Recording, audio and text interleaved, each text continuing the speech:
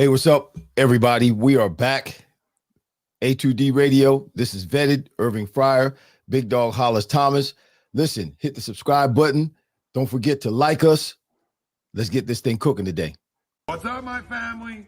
Listen, first-time listener, or you've been here the whole damn time. Hit that like, hit that subscribe, giddy up, let's go, no notes. That's my baby. That's my baby. We're going at it at 110%. I just want 5 minutes of happiness, please. Just give me 5 minutes. And they scored! They did it! What the hell was that? Oh, yeah! What the f*** are you talking about? Yeah, that's what I was saying after the game. What the?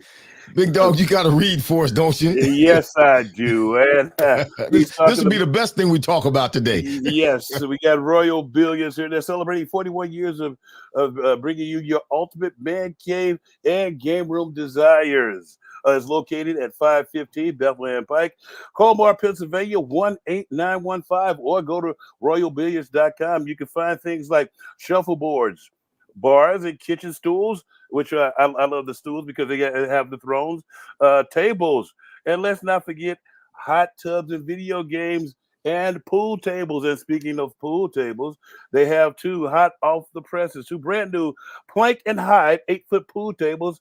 That's all they have left. They're the last two. Their sale price is $27.95. These beautiful furniture style pool tables also come with local delivery, setup, and accessories. Remember, there's only two left. That's Royal Billiards, 41 years of service, 515 Bethlehem Pike, Colmar, Pennsylvania, 18915, or go to royalbilliards.com and tell them that you heard it here on A2D Radio from the tank, and tell Marty what's up. Yeah. And don't forget about Carlino's. Yeah, we got Carlino's always in the grip. County Line Road in Ardmore. Ask for Pat and Angela. 40 years of business. It's a family business. Italian market. Listen, they got meats. They got cold cuts. They got hot food. They got cold food. They got cheeses. And they got wine. Wouldn't be Italian if they didn't have wine. Carlino's, County Line Road in Ardmore. They treat everybody like they're somebody. They've got Italian products that some of these places in the country don't even have. So listen, ask for Pat. Ask for Angela. Tell them Irving sent you from Vetted. Carlino's, County Line Road in Ardmore. Yes. Italian market. So that's about the best. The good stuff. Yeah, that's the gist of the good stuff for today. I think I might sit here and do the show with my arms folded like this. You should. Everybody should be pissed. The one thing, and this is the one thing, and I told you this before we started. When I said is defensively, it may be time to move on from. I don't know if you paid attention to that last drive.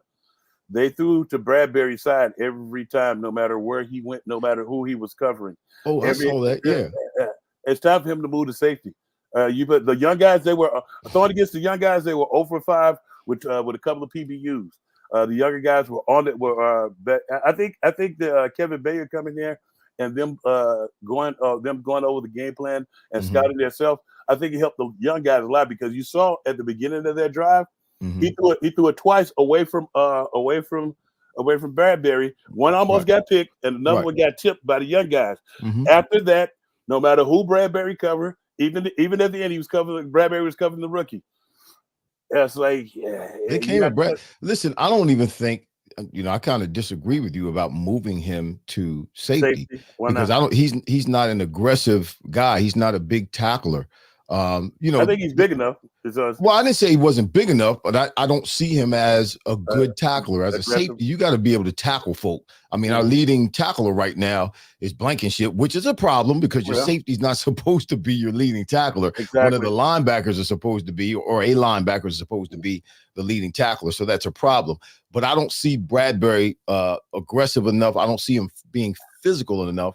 And obviously, he's not a great cover guy. See, the problem, I think, with what happened this particular week, in particular with Bradbury being exposed, was, Matt Patricia was given the helm, and we'll talk about that in a minute. Matt Patricia was calling the plays instead of Sean Desai defensively.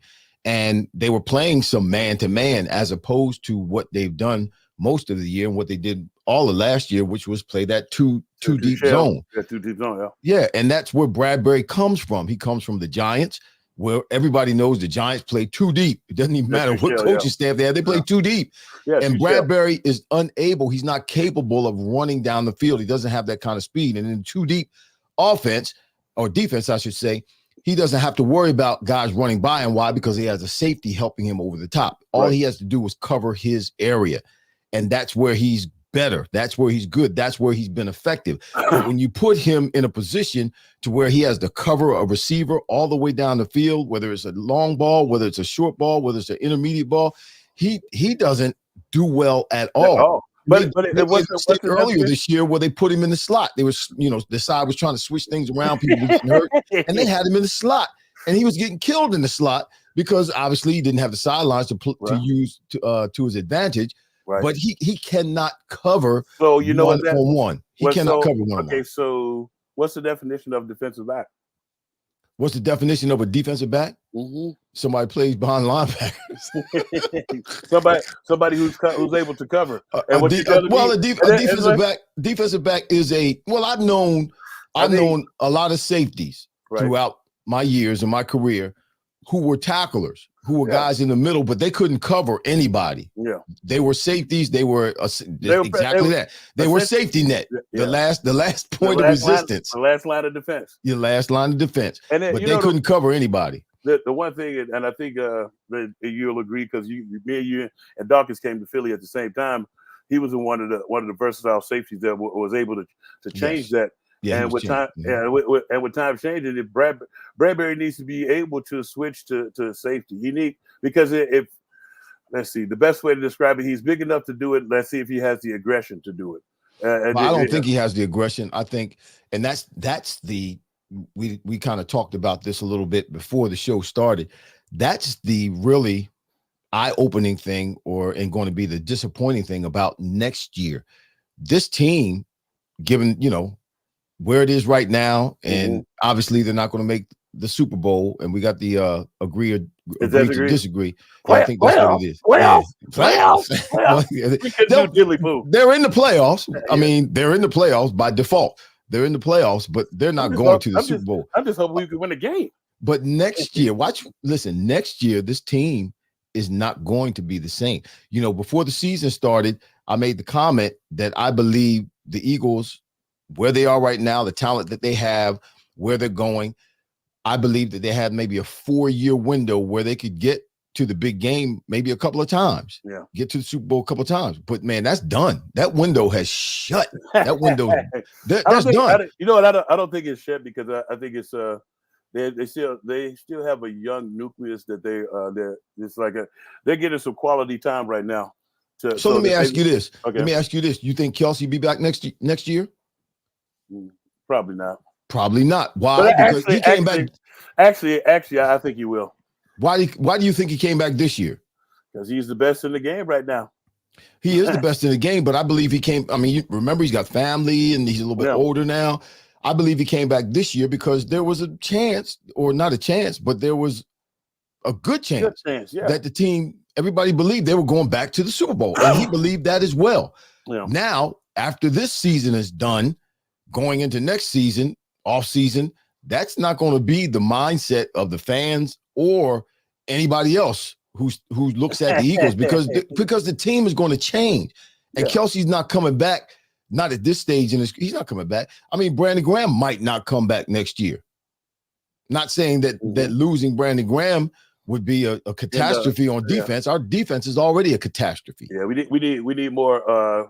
When losing the 6 guys that we lost, we didn't think this far ahead in the game because those guys right now would truly help what we got going on. And we have a lot of young guys going. We still have yet to get a solid linebacking core.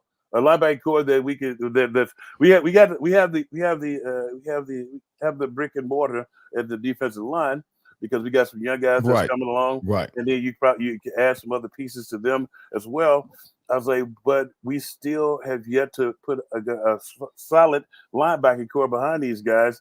And that also goes with the pass defense, because we would get torched across the middle continually and guys would be running. The one thing that I did like was we was getting people down. We were tackling better. Yeah, I saw a bunch of. I saw a couple of dudes running around out of control. Yeah, we did. We started missing, like when they started running dope, what we call doggy, when they added that second tight end in there, and the kid Walker was he looked like Herschel Walker in his heyday of playing at Georgia. But when you look at the game and if you play complementary offense to defense, their first drive was how we should have played the entire game. Yeah, how do you do that? They haven't done that. They had two drives in the first half. Yeah. One was 15 plays. The other one was 16 plays. Mm-hmm. They both ended up in touchdowns. Oh no, one was a touchdown. The other was a field goal. They haven't done that in 45 seasons, 45 years, where they had 15 play drive or 15 plus drives in the first half. They haven't done that in 45 years. So where does that offense go? How do you do that? How do you get the first drive, 15 plays, 75 yards, over 5 minutes? You go down the field and you score a touchdown, and then you can't do it again. Getting cute. I told you, we love to get cute. I don't know what it is, but he just loves to get cute. And I say that about some. It's like you'll mash them all the way downfield, get to the red zone, and start getting cute. And their backs against the wall. They hope you get cute. They hope you run backwards. Run a screenplay. We are playing aggressive down there. It's not that much to protect down there. We ain't got nothing to lose. I was so impressed with the old-fashioned style of beat down, run them over football that the Buffalo Bills played against the Dallas Cowboys. They had almost 200 yards of running the football. They only threw the ball 15 times, 15 times, yeah. I watched that game. Old-fashioned kick your behind, run you over, deflate you, demoralize you by running the ball. And they ran a whole doggone drive just running the ball. And the thing about it is, one play would be, it'd be a couple of yards. Yeah. Then they get maybe 4 yards. Yeah. Then they bust it and get the first down. Then another play, they get maybe stop for a yard or maybe lose a yard, but they kept running the ball. Running the ball. And we don't have that mixture, and we have the back to do it. We have the back to do it. Some things about football aren't going to change. You got to be run the ball. That's never going to change. And do what? And be able to do what? Run the ball and what? Run the ball and stop the run. And stop the run. Yes. You got to run the ball and stop the run. Because it goes back to, and everybody keeps calling it old school football. Football is not going to change ever. Once they try to change it. Yeah, when you're in the playoffs, dude, when they get the opportunity and they get a nice lead, they're gonna start running the ball, and then they're gonna be hit, and then we're gonna cheat up. And then we're gonna throw the ball. They're gonna throw the ball over your head. So you're not gonna catch a break. And we have the team and the ability to do that, because we've been fortunate enough. We've been blessed with a nice offensive line. We got Stoutland University. The Stout guy. He always had. If you ever notice, he always has the next man up prepared. And I don't know why. And the thing that should piss every fan off, including you and myself, is the fact that Brian Johnson was here last year and he watched it. I don't know what the hell type of fingerprints you want to put on this, but it's not winning. And it's like and then even the games we were winning close. Everybody was still questioning them. Right. I was like, if you know what, man, I think we have a video. Yeah, no, I gotta read. I was just waiting for you to finish your rant. Go ahead, read. I'll come back to you, all right, in a minute. Yeah. All right, here we go. Hats.com is the premier destination for quality and fashion-forward hats and more, everybody, with designs for every style and trend. Locally based and run by Philly sports team fanatics. They're not real excited right now, but they are fanatics about Philly sports. Hats.com can help you elevate your hat, John. Yeah. Utilize the easy-to-use guides at hats.com to find your perfect size and your perfect style. Shipping and returns are free. You don't find that too often. So if you get the wrong size, or if you don't like it for whatever reason, you can ship it back. But when they ship it to you free, you can return it for free. Hats.com. Find yourself in a hat. Use code Philly for 15% off your order at hats.com. Yep. I'm So looking at some of the comments today. Some of them ranked you. Right? Ryan is talking about what they did to us in the Super Bowl, and that was true. We tried to rush a format. Sometimes you have to put people on notice. You have to let them know that you don't mind sending the linebacker in there to knock the crap out of your quarterback. You don't mind sending pressure. That the one thing that I know that some people don't. You don't have to blitz all the time, but let them know that you may be coming at some point. I think we blitzed the least in the NFL. I was like, you got to. I want them fearing everybody on my squad. I'd rather be feared than loved. It's like when you send the heat, you never know who's coming. You give them the same formation and send different guys. It's we had to lead in the fourth too with the clock. When the quarterback gets hit, the whole team feels it. Yeah. When your quarterback gets hit, the whole team. Trust me, the whole team feels it because you're looking at you like, ooh, man, wow, ooh, ouch. We got to do something about that. But you know what? Here's what I see when I watch, and I was going to say something about this earlier in the season, but I didn't because it was kind of like hit and miss. But this team, the Eagles right now, they're not hungry. Yeah, they lost their hunger last year. Look at last year and the year before when Sirianni first got here. This team was hungry. They had something to prove. Everybody had something to prove. Even Jalen Hurts had something to prove, trying to prove to everybody that he was the man. But this year, for whatever reason, and they were hungry at the beginning of the year. Right. They started out hungry. They played with an intensity. They played with a purpose. With a purpose. Yeah, you could see it in their walk. You could see it in their swag. You could see it in their eyes. They played with a certain amount of intensity. That means you're hungry. You can see it. It's exercised on the field.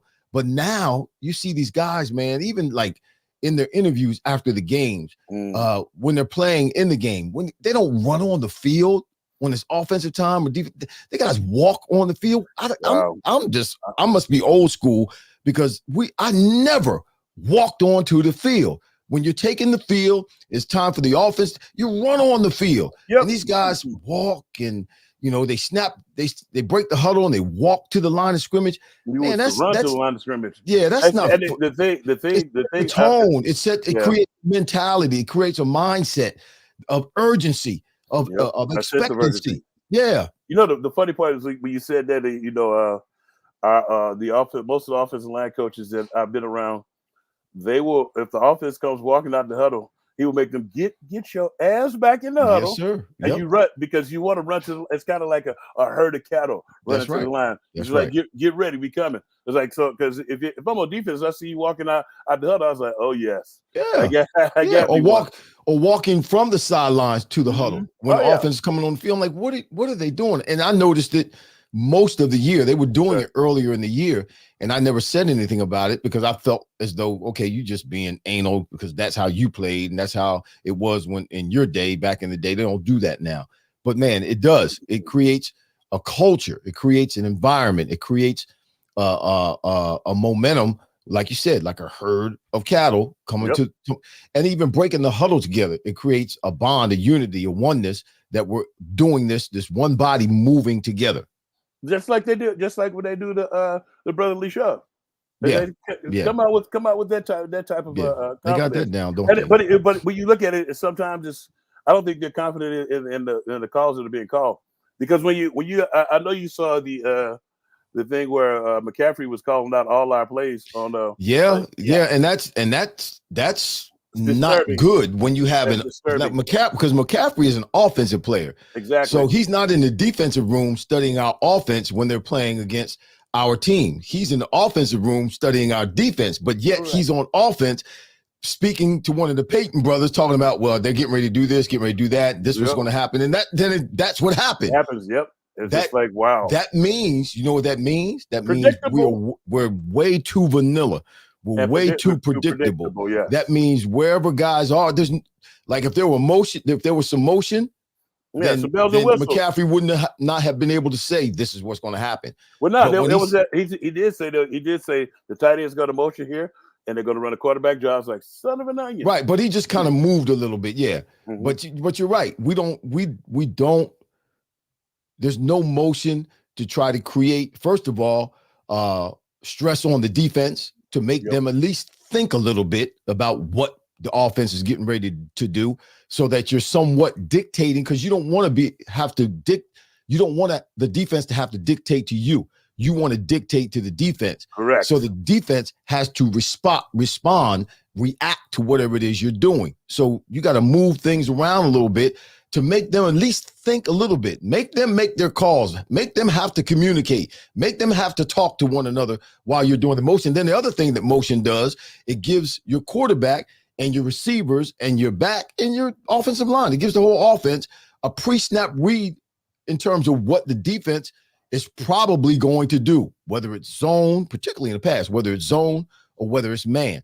And we do that less than anybody else in the league.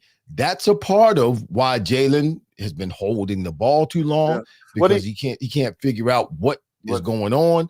He's looking one way instead of scanning the whole field, because we don't give him an opportunity to get good pre-snap reads. Not only that, it's like the funny part is that somebody in one of the comments said that we can't run the ball if we run the ball 50 times. I'm not talking about running the ball 50 times. No, I'm talking about a good mixture in there. Right. We have the running back so that we can pass the ball. It's Right. like, and then we don't. That's like the part about when Jalen holds the ball too long. He's waiting on the deep routes to develop, but everybody's playing us for the deep routes. So we have to start. I think the coordinator needs to start setting it up to where we run those deep routes, but we also run some underneath routes, and we take what they give us. Well, and we haven't been doing. If you look at it, it's like you see. It's like why aren't we taking advantage of the middle? Well, and let me say this, in not necessarily in defense of Brian Johnson, but I saw on at least 4 different occasions in this game against the Seahawks where Jalen was holding onto the ball, trying to force the ball downfield, and he threw it a couple of times, and one ended up an interception. 2 ended up interceptions. Yeah, 2 interceptions, where there was Gainwell was to his left and nobody in front of him. The last pass he threw to A.J. Brown, Gainwell was his outlet to his left, and there was nobody. He could have easily gotten the first down. Or at least the yardage that we needed to get close enough to kick the field goal. Yep. And then there were a couple of other plays where he's trying to force the ball to A.J. Brown down the field, and Devontae Smith is running right across his face. Nobody close to him. And so they were good route combinations. They were open. It's just that Jalen is throwing the ball to the wrong person. So he's not seeing the field the way he needs to see the field. I understand that A.J. Brown is his, favorite target. That's his comfort zone. But at the same time, that's one of the attributes that a quarterback, particularly a high-level quarterback, needs to have. He needs to be able to distribute the ball to multiple targets. Yep. Meaning this, there were a couple of games ago, I guess it was it the Dallas game that we lost? No, the Dallas game we lost. Yeah. He only targeted three players: A.J. Brown, Devontae Smith, and Dallas Goedert. That was it. Now, that same week, watch this, the Raiders and the Vikings played, and the score was 3-0. 3-0. Yeah. They scored 3-0. Then the Raiders come back and score 63 points the next week. But anyway, they scored 3 points. In that game, even though they scored 3 points out of the 2 teams, both teams targeted 9 or 10 players. And every week, the average in the league for targets per team is 9 targets. 9 different targets. Okay. Now, it's not that you're going to throw the ball like a Quiz Watkins all the time, but what it does is lets the defense know, listen, we got to cover these guys because it's possible the ball may go to them. And then the funny part about it is you just should have led with the 9 targets across the league. Giving me that 3-0 game, that's not a winning formula. No, it's not. But I'm just saying, even in that game, they were throwing the ball around. Yeah, the ball was being thrown around. It was being thrown around, but not in the end zone. No, they weren't scoring. No, but that's my point. Okay. Even in a game like that, where they're not scoring, they're throwing the ball around. They're targeting different players. I don't know why Jalen Hurts. I mean, he's declined this year. He started out okay, but particularly these last 5 or 6 weeks, he's not played better. He's played worse. He's become stagnant. And then it also is with the new coordinator, things aren't flowing like the Nile like they were with Shane Steichen. That's why one of the guys who was talking about the play calling. I was like, you had to play to the strengths of your quarterback, and you being the quarterback coach and being sitting in that room, you knew the recipe for success. It's like, and I'm gonna keep going back to it. So when people get in charge, they want to put their own stamp and fingerprints on stuff. Sometimes you leave well enough alone. If I can do this and I can win, that's the smartest thing you can do. I was like, but you want to come out and do the dumb. He's gonna get somebody killed on one of those receiver screens. And I was like, why do you have Slim Reaper blocking for Dallas Goedert? Right.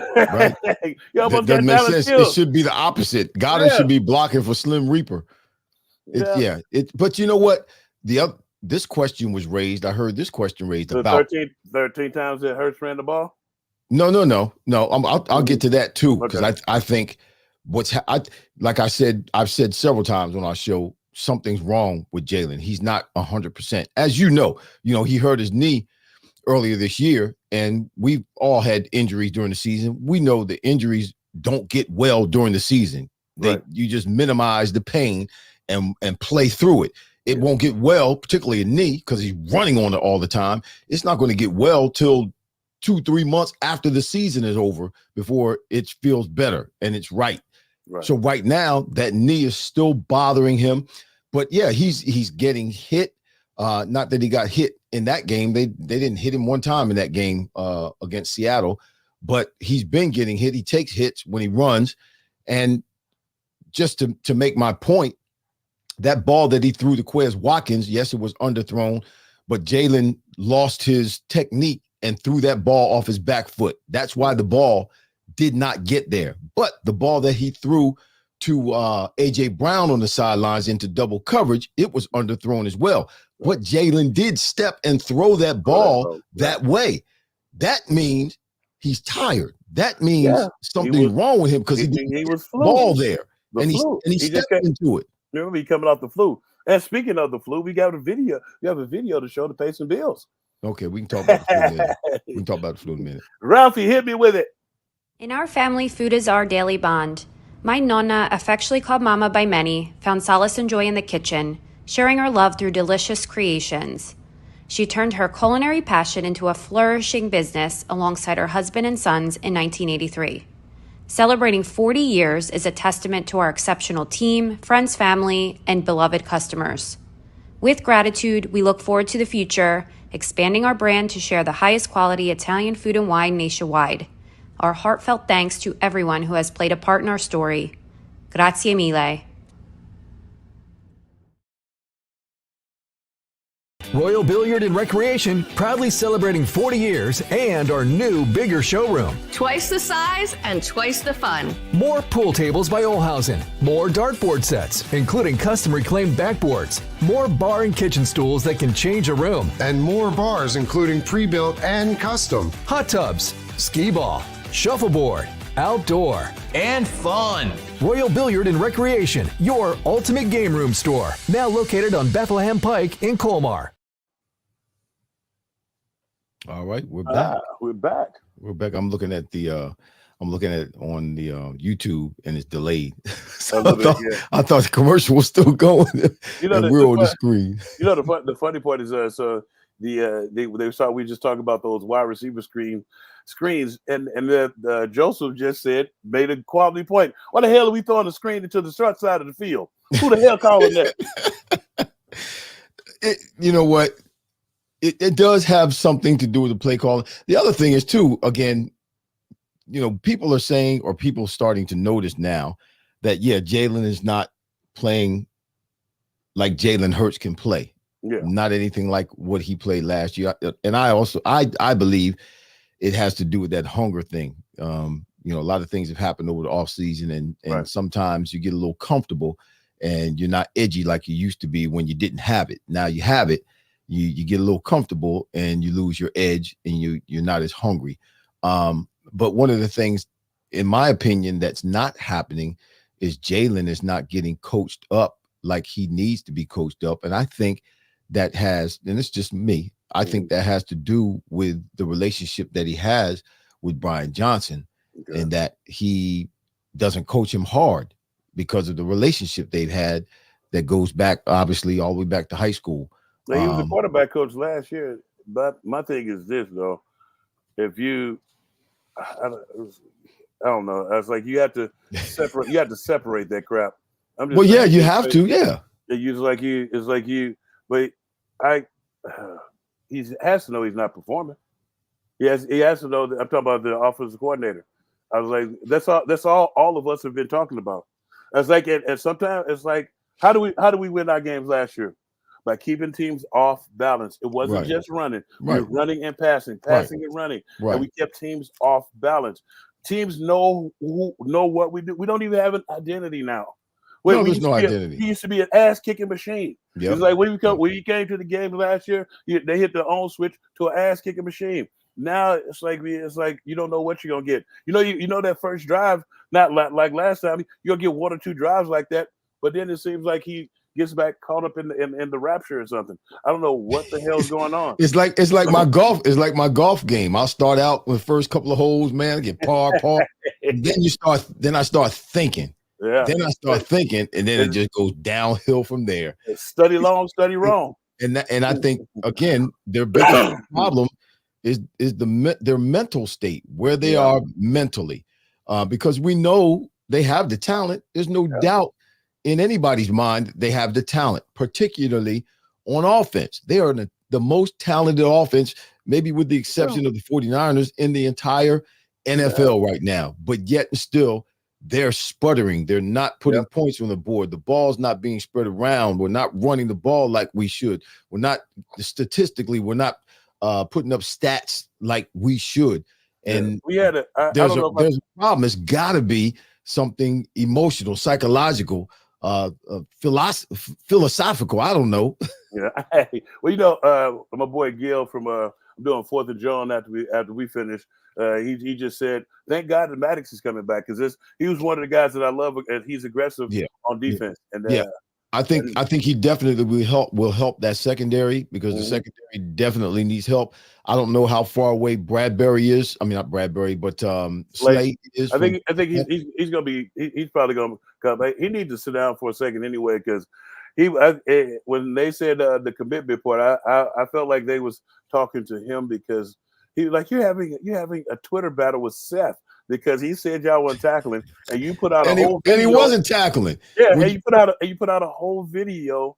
I was like, I love Slade, but you put out a whole video about you led the team in tackles that game. I was like, but we was getting our ass kicked. Right, but you know what?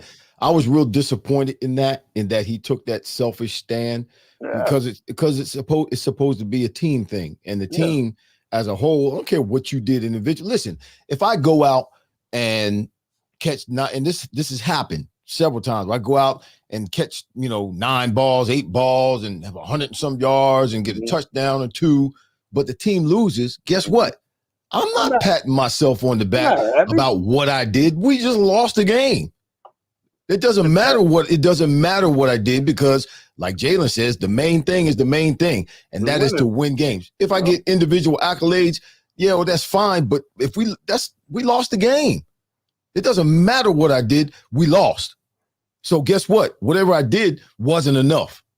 Yeah, and it's like the one thing I think that a lot of people are that sometimes people they go backwards and forth with with all the stats and all the this and that. Right. The main stat that I'm looking for is a victory. Now we can correct all my mistakes and stuff all throughout the week. Well, not throughout the week. You have to correct your mistakes and move on. And you have to have a short memory, because you got to get this game out of your system. I'm interested to see how they attack these next 3 games, because it'll tell me a lot. And we thought that let's just go with the Seattle game. We thought that they would attack the Seattle team. But what did I tell you though? What did you tell me? Okay, you said what if they lose this game? I said it's a possibility that they may lose this game because Pete Carroll we always have trouble with Pete Carroll. He always has his guys ready, and they and they're fighting for their playoff lives. I say we may. I say, but after this game, we're going to limp into the playoffs, and we're probably going to win the first game. Well, listen, the Giants are they coming to play. They're coming to play, and they got a decent, they got a bad defense. I'm not even gonna say defense. Their defense is just as bad as Seattle's. But guess what? Seattle still beat us, and they're playing the spoiler.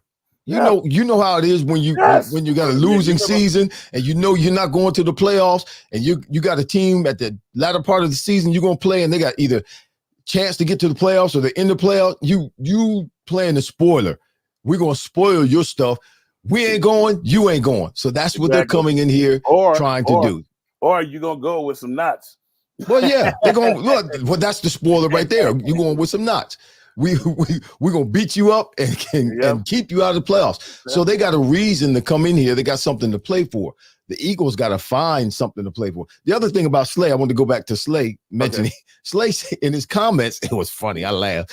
He said those guys like he was talking about Seth. Yeah. And Seth's time, our time when we played. Yeah. He was talking. Well, they didn't tackle the right way back then.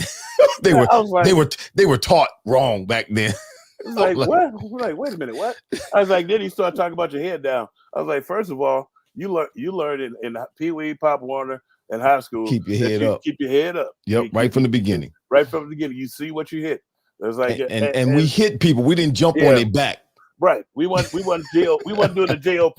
That's like it's like so you ever look at you never looked at a defensive grade sheet. So they give you the defensive grade sheet, and you'll see like tackles. You see all your tackles and assists, and then it's like next to sometimes when they next to assist they put JLP, jumped on the pile. Jump on the pile. He jumped on the pile. Well, I've never seen Slay make an aggressive tackle. He's clever. He works smarter, not harder. I have to give him that because he's a wise veteran now. He's a savvy veteran. He's a savvy veteran. So he'll run up and grab the leg and get him down. But I've never really seen him stick anybody. I've never seen him do that before. So I guess that's what he's referencing in that, he plays smarter, and in our day and time, we weren't taught to tackle the right way. We were taught the wrong way, I guess. Right. So, hats off to you, Mr. Slay. Yeah. Mr. Slay. Hey. So one of the guys I think Joseph, he brought up an interesting thing about Jalen and Brian Johnson, talking about the him being like a family member and not wanting to out him. I was like, because it is kind of like that because you kind of vouch for him, so you got to make it do what it do. But I think that Nick Sirianni he has to step in and say something. I was like, first of all, it is his offense, but it's not being run like Shane. It's the same one that Shane Steichen had, but I was going to say that. Shane called it differently. If you look at some of the stuff that's going on, he's like, at some point, you look at those look at this past game, that first drive where he came out, they was moving. It was like, okay, this is a little different. Oh, okay. I see what you're getting at. And it was a mix of pass and run.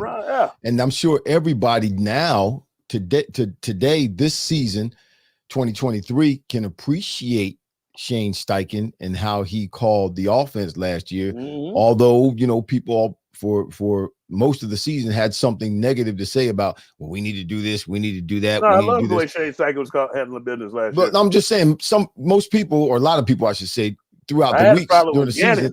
Well, we all had a problem with Jonathan Gannon, but there were people who had a problem with Shane Steichen. But Shane Steichen, listen, he's up there in Indianapolis, still scoring points with smoke and mirrors with Gardner Minshew. And he still has a productive offense. So what he's doing, though it is Nick Sirianni's offense, Shane Steichen put his own spin on it, put his DNA in it, and now Brian Johnson's having problems because this offense is really too plain. It's sputtering. It's too plain. It's too plain to be at this level. This is not high school football. This is not even college football. This is the NFL, and you've got to keep up with what everybody else is doing. And offensively, people are moving people around. They're being creative. They're being innovative. I mean, look at Andy Reid's offense. Look at what the Chiefs do.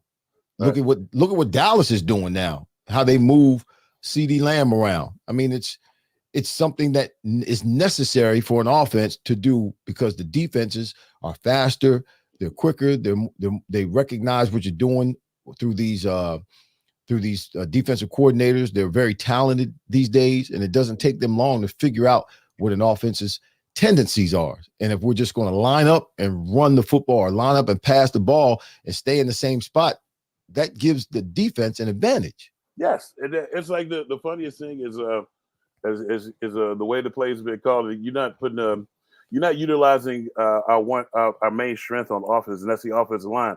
Right. You got to let the offensive line lay on those pass rushers for a little bit, tire them out, so then the passes will be easier and the runs will be just a little bit butter. And it's but if you allow those guys to run around your offensive line all day, it's like you gave them confidence. Now they're talking trash and everything. Right. You didn't let them get into I like to call a zone. You let them get into the defensive zone to where now they're feeling confident about everything, and it's like you got to take that out of them. The way you take that out of them is keeping them off balance, run a little bit, pass a little bit, run a little bit, pass a little bit. So tell everybody, tell me your thoughts on the change that was made this past week, when it was made, why you think it was made. I mean, obviously we know why, or believe why. We know why it was made. The change in the defensive coordinator from Sean Desai to Matt Patricia. What are your thoughts about that? I thought it should have been done. When you look at the way things are going, you have people running scot-free across the middle. It's like all the time, and then giving up all the magnitude of points that we've been giving up. I like Sean Desai, but I can't like him in that form and giving up all those points and having the young core that we have and not doing something to stop the bleeding. Right. It's like the first time I've seen a stunt in a long time. It was like it was some stunts that he ran when we were getting gashed. He started running stunts up front to slow them down.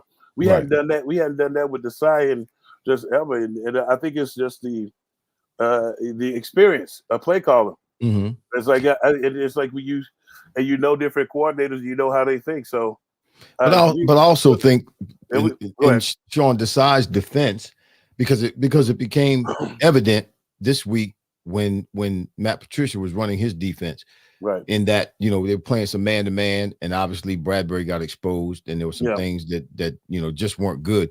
I think that's part of what Desai was doing. He was trying to protect those guys because of their inability to cover in the defensive backfield. I think he was doing things more vanilla, or keeping them more simple, just to protect them, because he knew if you got them in a one-on-one situation, they were going to lose. Mm-hmm. They were going to lose. So he tried to keep it a cone, keep everything in front of you, and try to funnel everything obviously towards the middle, because that's where the soft spots were, right, or still are. Yeah. But I think in his defense, that's what he's been trying to do. We got another video. Got some more bills you got to pay. Yeah, that's what I was about to say. Hit us with a route. Hats.com is the premier destination for quality and fashion-forward hats and more, with designs for every style and trend.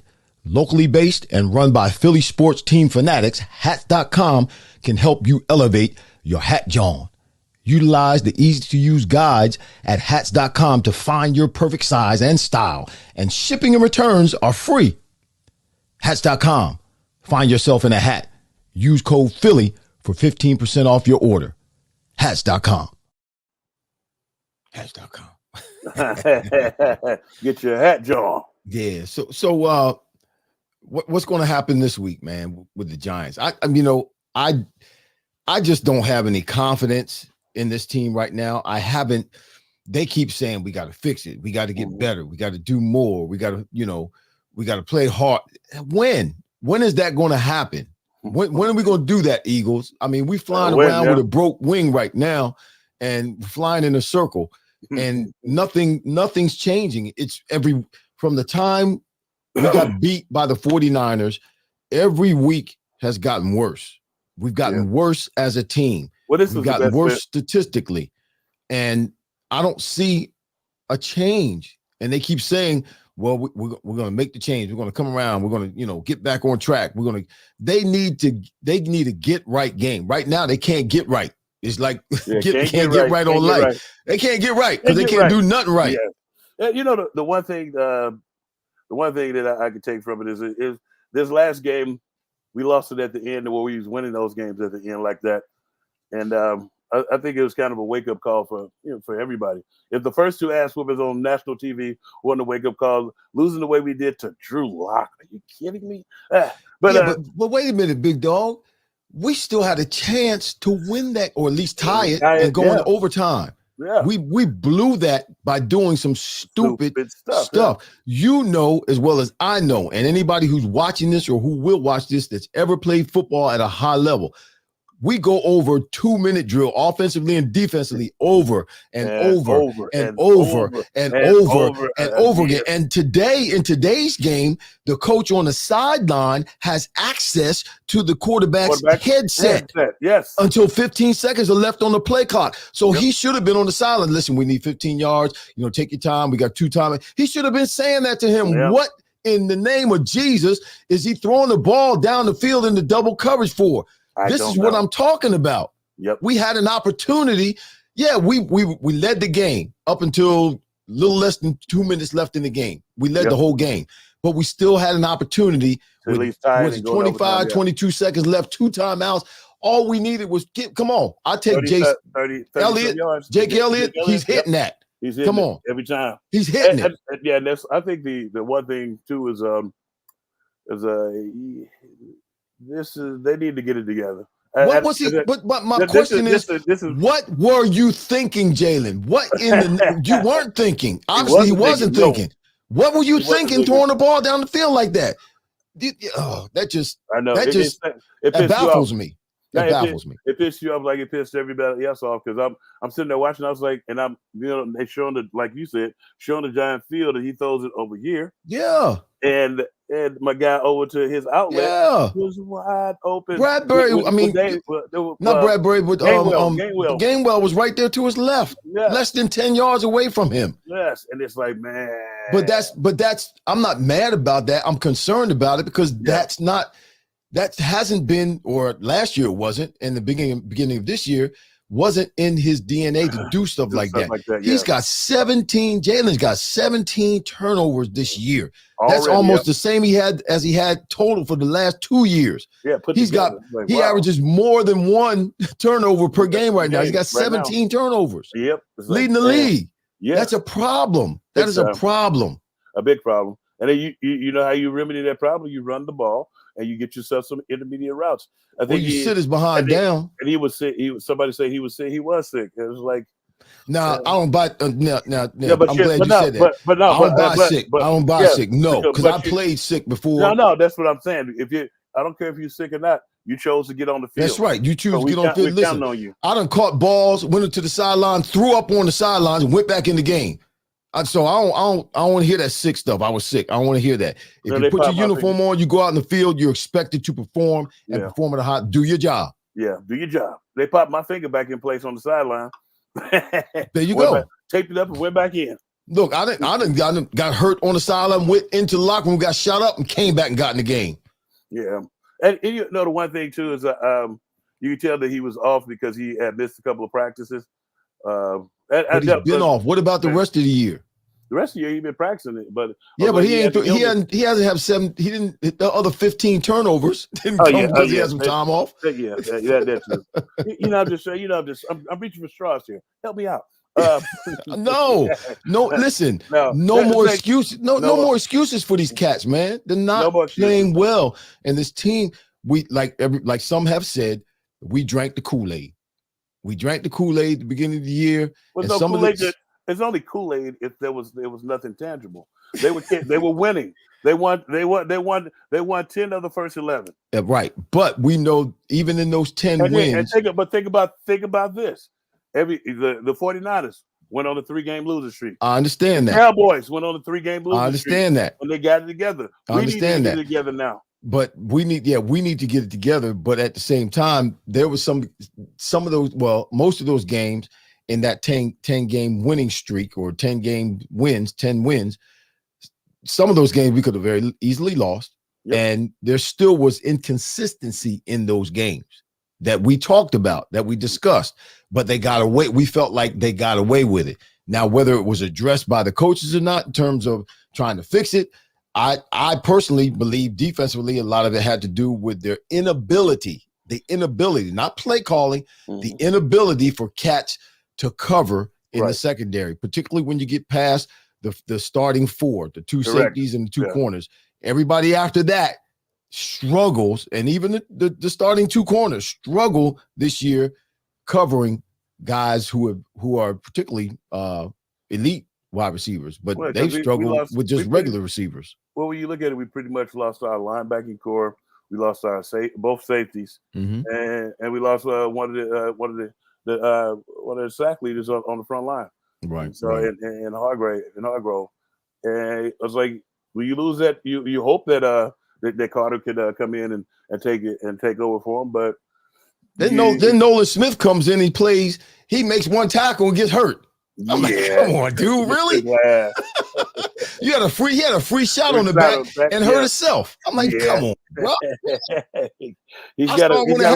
He went down. I'm like, oh, that cat hurt his shoulder. Yeah, you got it. You know, the funny thing is you have to learn it. This is the NFL. Everybody's big and everybody can hurt you. Yeah, he got a free shot on the guy and hurt himself hitting the guy. So, Ralph, put up the agree to disagree, would you please, before we go into to Hollis's last segment here in the show. I'll agree to disagree. Do we have it? I don't know. I wrote it in there. Ralph? I just work here. You there, Ralph? He's over somewhere. You want me to just go ahead and do the No. Our agree to disagree was that the Eagles will not make it to the playoffs. The Eagles will not playoffs. The Eagles will not make it to the Super Bowl. I'm sorry. The Eagles will not make it to the Super Bowl this year. The Eagles are not going to the Super Bowl. Do you agree or disagree? Thank you, Ralph. The Eagles are not going to the Super Bowl. And I don't say that. I can't agree with that because I know because some of these people that we talking about in the playoffs, they screwed the pooch. Somebody said something quality. They was talking about Kyle Shanahan in the playoffs. Kyle Shanahan, he doesn't scare me. He chokes big time. Let me see how confident you are in that statement. I'll make a bet with you. And you can turn this down. You can turn it down if you want. I'll make a bet with you. If I ain't coming to church. I'll work on that later. He said, I ain't coming to church. It didn't have anything to do with church. I'll make a bet with you that you can turn it down if you want. If the Eagles make it to the Super Bowl, they don't have to win it, just make it to the Super Bowl. I'll shave my beard off. If they don't, you shave yours off. No, I ain't taking that. I ain't think so. I ain't think you were that sure about it.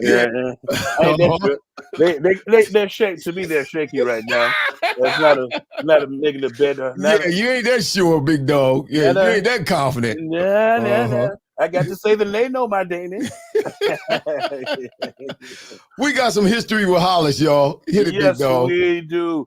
This Day in History is brought to you by Philly Sports Trips. That's phillysportstrips.com to take care of all of your sports traveling needs, especially with the birds. Today is December the 21st, 2023. That's the 355th day of the year. There's only 10 of these puppies remaining. Just 10. That's 10. We got some national holidays here. We're going to start right off with that crossword puzzle day. Today is also Bah Humbug Day. Bah Humbug. I like that. The Grinch. Now this is this eggnog drink. It's called Coquito. It's Coquito Day. It's like an eggnog drink. It's made with alcohol. What's it called? Latin Coquito. Coquito. Yes, it's Coquito Day. A friend of mine who's watching, I would like some Coquito. So it's also Hamburger Day and French fried shrimp day. It's also shrimp, hamburgers, French fried shrimp, hamburgers and coquitos. They mixing this up. I know it's a kiwi fruit day. Now kiwi fruit day. Yes. My gosh, you have an ulcer when you get finished eating all that stuff. These other national holidays kind of have you saying, So today is National Recognized Homeless Day. but it's also look on the brighter side of things day. This is just a day that's got all kinds of stuff. They just couldn't figure out what to do. It's a melding pot day. They just threw some of everything in there. Yes, it's because it's also Rainbow Candy Day. It's also regifting day. It's also Short Girl Appreciation Day. And last but not least, it's the first day of winter. I have some events here for you. 1849 was the very first United States Skating Club was formed right here in Philadelphia. And also in 1898, we have Marie Curie. She discovered radium. The what? Radium. Radium. Okay. Yes. 1913, the very first crossword puzzle was made, and today is also National Crossword Puzzle Day. Okay. In 1975, New York Jets running back John Riggins was the very first Jet to gain 1,000 yards, and it wasn't on a 16-game season either. Wow. Wow.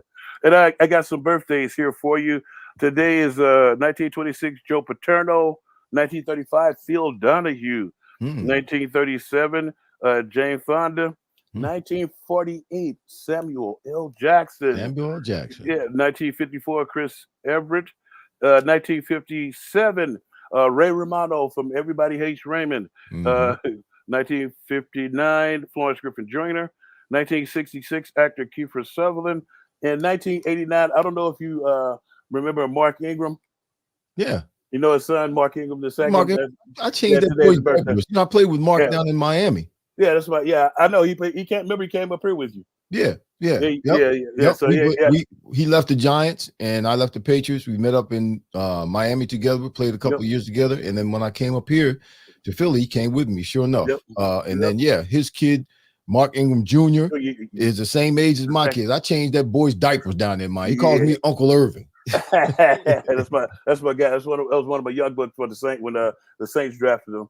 Okay, and this day in history has been brought to you by Philly Sports Strips. That's phillysportstrips.com, and you can go to Philly Sports Shirt and click the vetted tab and get a vetted T-shirt or Maximize Your Sexy T-shirt, or you can get my sunflower T-shirt about the victory not being pretty, but the win is sexy. It's sexy. Yes. Yeah. That's all I got for you. Sexy is better than pretty. Yeah. Purdy. Yeah. I put Purdy on there. Purdy. Like Purdy. It's not Purdy. Purdy. Yeah. Brock Purdy. Listen, what's your prediction for Monday night? Or Monday evening, I should say. It's Monday evening. I'll be in the house dressed as Santa Tank, signing autographs. Where you go? We gonna be at the stadium? Yes, I'll be at the stadium. I'm going to be at the stadium too. I'm coming to the game, so I got to find you, man. Make sure you text me and let me know where you're going to be. Okay, cool. Bring that 4X shirt with you. Okay. Which one? Any one of them. It's for a preacher friend. Oh yeah. Okay. Okay. Any one of them. Yeah. Okay. Yeah. But for Monday's game, I think he's going to come out. I think it's early on. It's going to be a good fight. But then, I don't know if you remember when you were in the losing season. I was talking to this with somebody I was talking about with Willie T. He was like, man, we had to win the season one time, and 3 weeks before the season was over, my car was packed up, ready to get out of there. Yes, sir. I know it's a lot of guys up there ready to get out of New York because they're not going anywhere. Right. But early on, they're going to come in here to try to play spoiler and try to keep the team down. Right. I think at home we play a little bit of Boston Scott, the Giant Killer, and I think we win. I think we win. It's not going to be easy because I think we're in a rut, but I think we're going to win, and it's not going to be easy. But it's going to be the one that it's a slump buster. Right. It's the get right game. It's to help us get right, to help the Eagles get right. What's your score prediction? It's bad, and it's bad. Trust me, this team defensively is bad. They're one of the worst defenses in the league. Just played one of the worst defenses in the league, getting ready to play one of the worst defenses in the league, but we're right there with them. So it's bad how we've gone from the top of the heap to the bottom of the heap, or top of the mountain to the bottom of the mountain in just a year's time. But I believe in this team. I believe that the Eagles have enough wherewithal and have enough within themselves not to allow the Giants to come into the link and beat them, having given the fact that they've gone through what they've gone through the last 3 weeks with teams that are better than the Giants. They lost to 3 teams that are better than the Giants. I don't see them losing this game. Yep, like you said, it's going to be tough. Yeah. The Giants going to come out fired up at first. We got to beat it out of them and tear them down. And so, make them ready to go home. Yep, make them ready to go home. It won't be cold, so the cold won't get to them. No. But I don't see the Eagles winning by a whole lot of points. No. I think it'll be a double digit, maybe a 10-point victory. I said 24-14. Yeah, but it'll be something like 17 to 7. Or 17 to 7, something like that. Because our offense is not putting points up, and our defense is not stopping anybody. But again, the Giants they better not let that cat come in here. Doggone DeVito. They better not let him come in here. You see, look, they better not let him come in here. He better not and come beat in us. here. But I'm praying, and I'm going to be at the stadium praying. I told my people from the podcast last night, White House World, that I will be in the stadium during the game praying that the Eagles win.